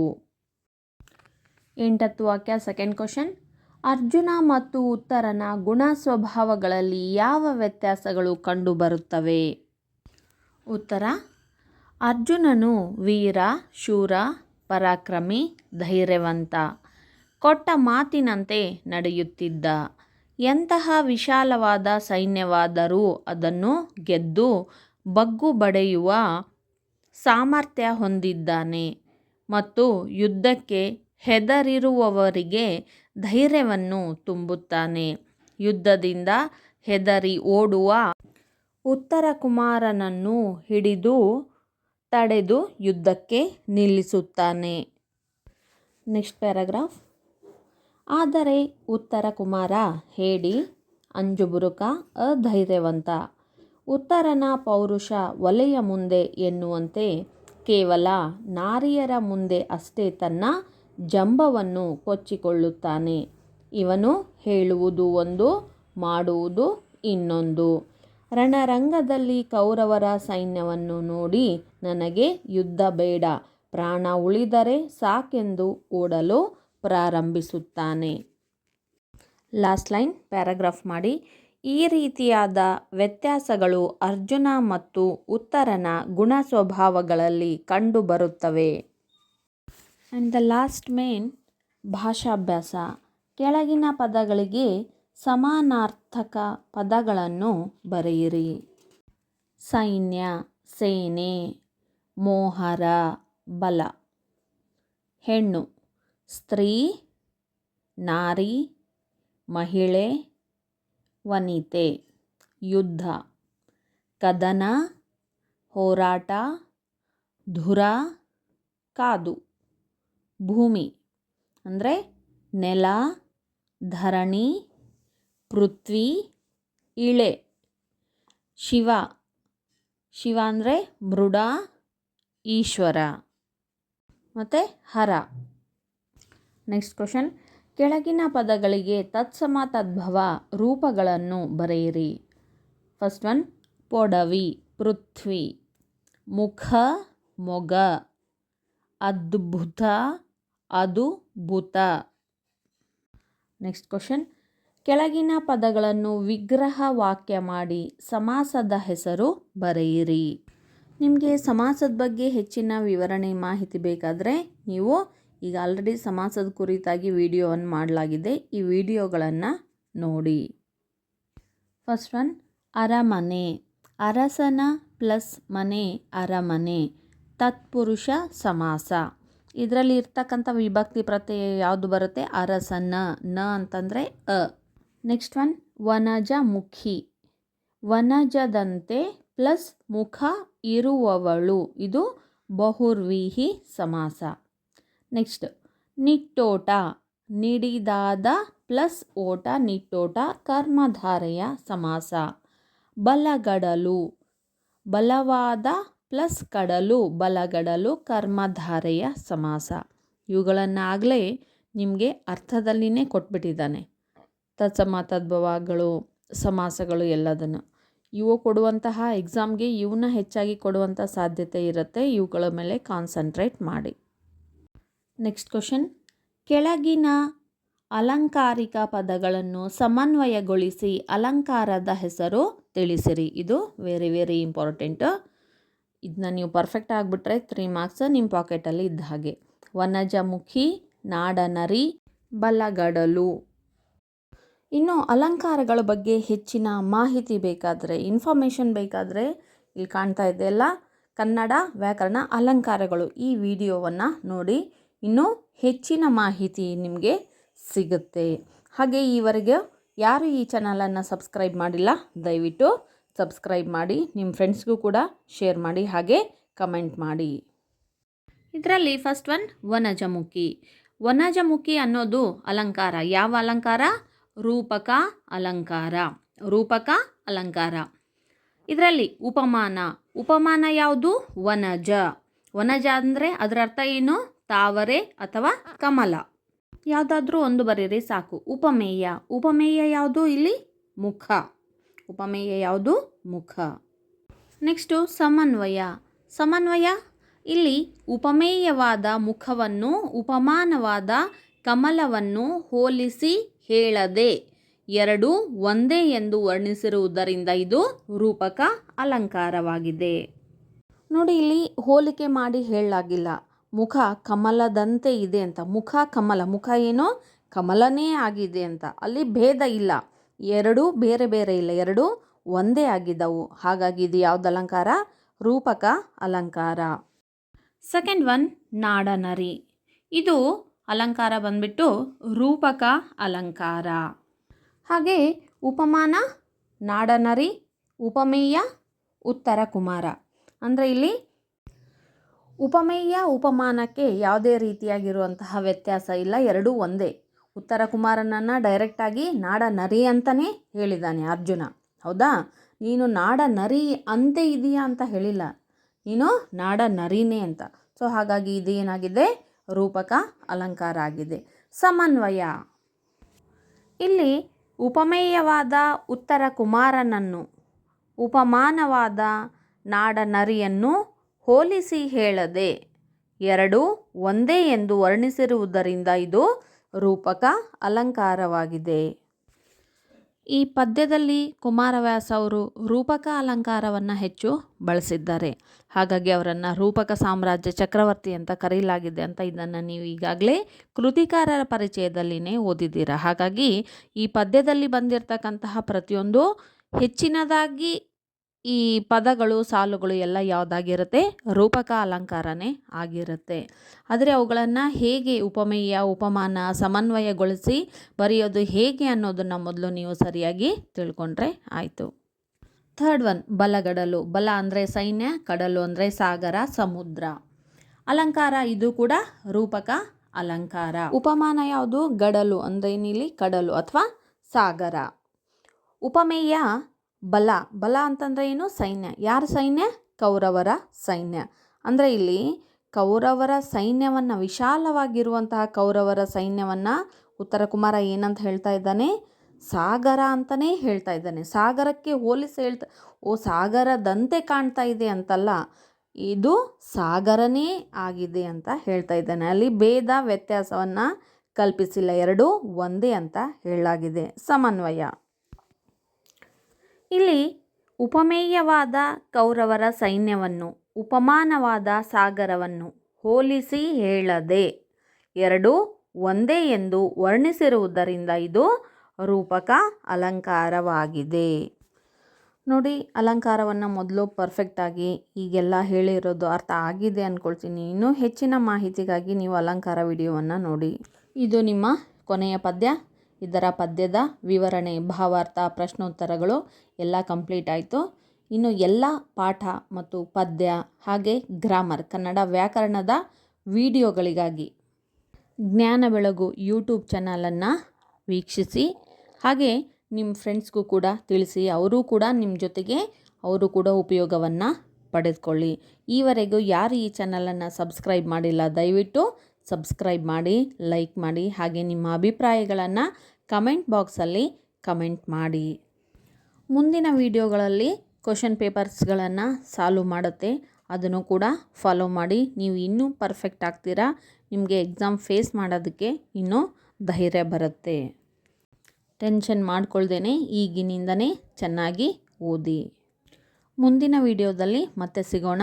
ಧನ್ಯವಾದಗಳು.